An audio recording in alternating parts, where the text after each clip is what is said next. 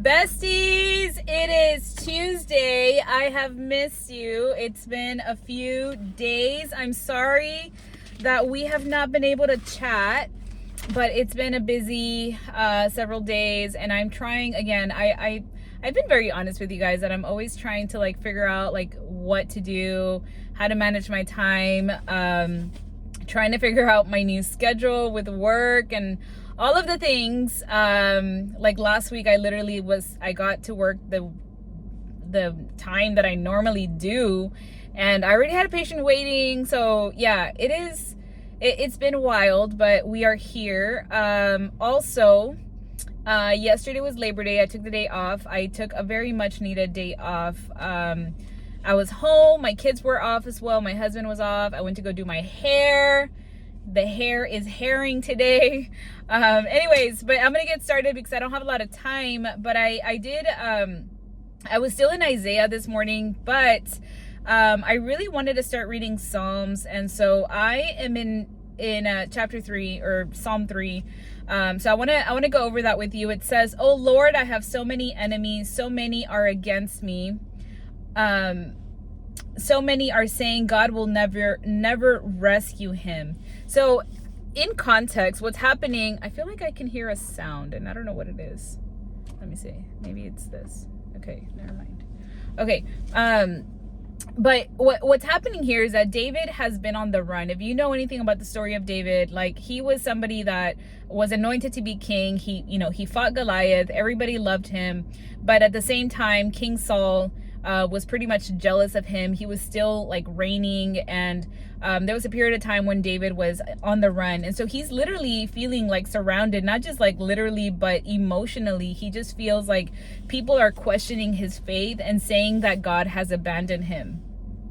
And I feel like when we're under attack, especially if we're in a difficult situation, or maybe people are criticizing you, or even if you're experiencing spiritual warfare, the enemy loves to attack with a lie that the Lord has left you, or that he's not going to come to rescue you, which is a big old lie. And it's just I love what David does here, and this is the part where I want us to really focus in, but because he fights back with the truth.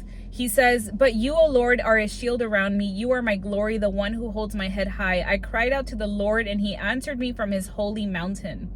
I love how David here, in the middle of his fear, he declares who the Lord is: a shield, his glory, and the lifter of his head. David recognizes that the Lord is his protector, and this offers him hope.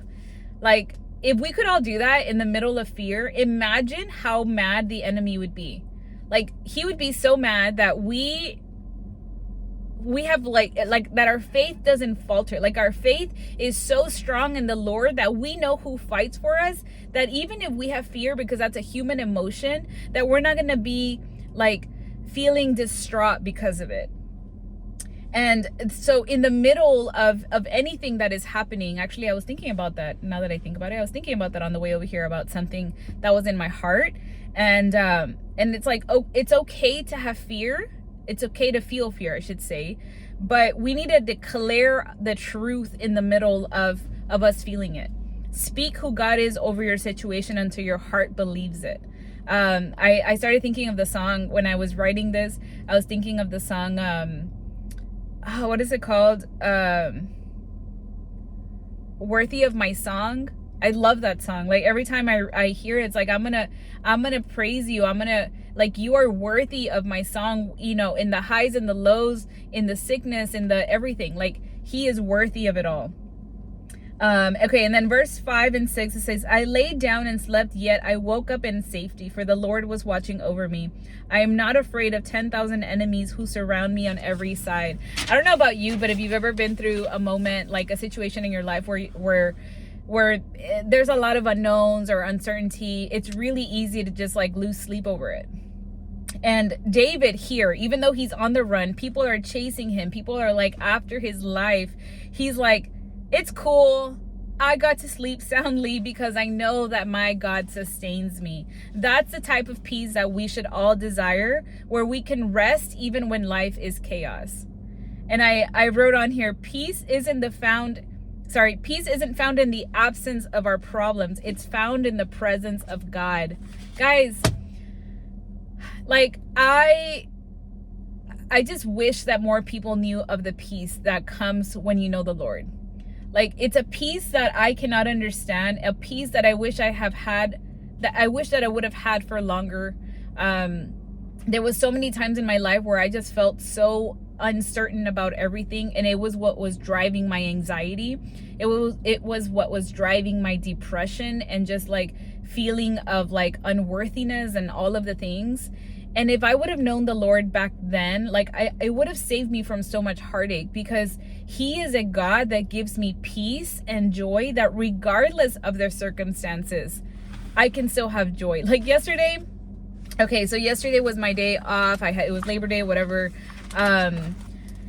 I actually went to prayer week. It was prayer week at our church, so I got to go early. It was like at 6 o'clock in the morning. Had a really beautiful time. Like, I was sobbing. I was just so grateful for everything that the Lord is doing in my life. And went to go have breakfast with my sister, and went to go get my hair done. Like, I got a lot of things done that I had been wanting to do, and the day was going like, pretty good.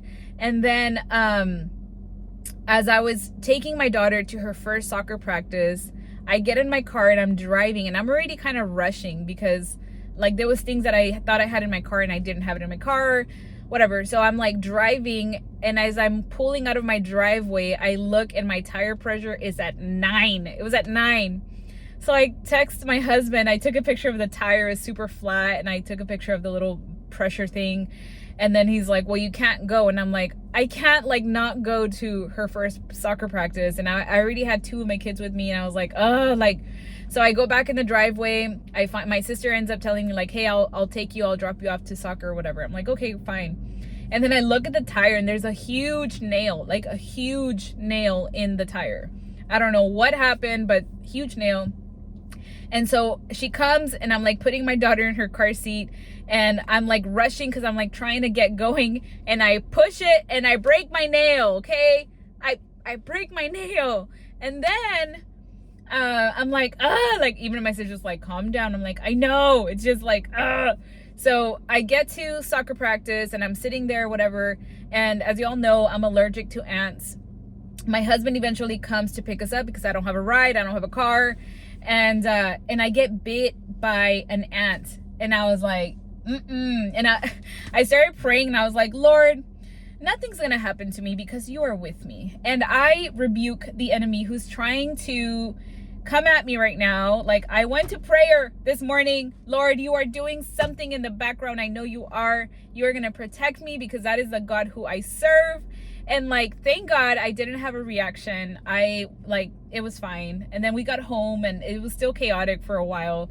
But it was one of those days that I woke up today and I was like, thank the Lord. His mercies are good every morning. But anyways, I wanted to tell you guys that, because life is lifing sometimes, and not everything's going to be perfect, but we can still have joy and peace in our life. I hope you guys have a good day. I will come back tomorrow. Hopefully my day's not crazy. But yeah, I missed you guys. I hope you guys are having a great day. Bye.